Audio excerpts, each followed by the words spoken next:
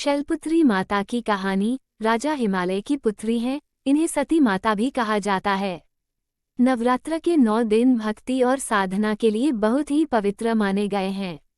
इसके पहले दिन माता शैलपुत्री की पूजा की जाती है। शैलपुत्री हिमालय की पुत्री हैं। हिमालय पर्वतों के राजा हैं। वह अडिग हैं, उन्हें कोई हिला नहीं सकता।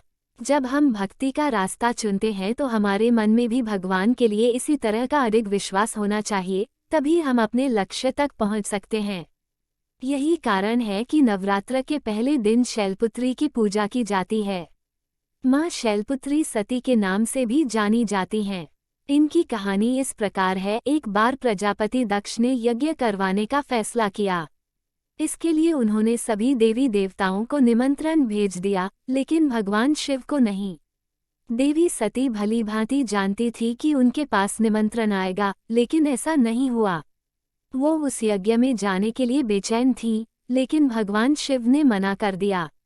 उन्होंने कहा कि यज्ञ में जाने के लिए उनके पास कोई भी निमंत्रण नहीं आया है और इसलिए वहां जाना उचित नहीं है। सती नहीं मानी और बार बार यज्ञ में जाने का आग्रह करती रहीं।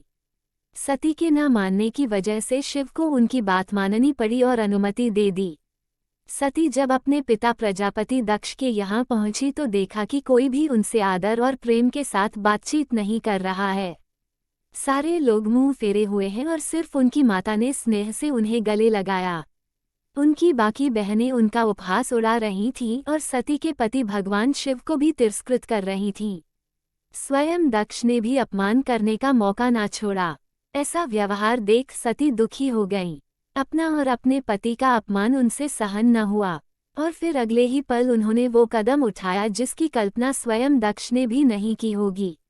सती ने उसी यज्ञ की अग्नि में खुद को स्वाहा कर अपने प्राण त्याग दिए। भगवान शिव को जैसे ही इसके बारे में पता चला तो वो दुखी हो गए। दुख और गुस्से की ज्वाला में जलते हुए शिव ने उस यज्ञ को ध्वस्त कर दिया। इसी सती ने फिर हिमालय के यहाँ जन्म लिया और वहाँ जन्म लेने की वजह से इनका नाम शैलपुत्री पड़ा। शैलपुत्री का नाम पार्वती भी है।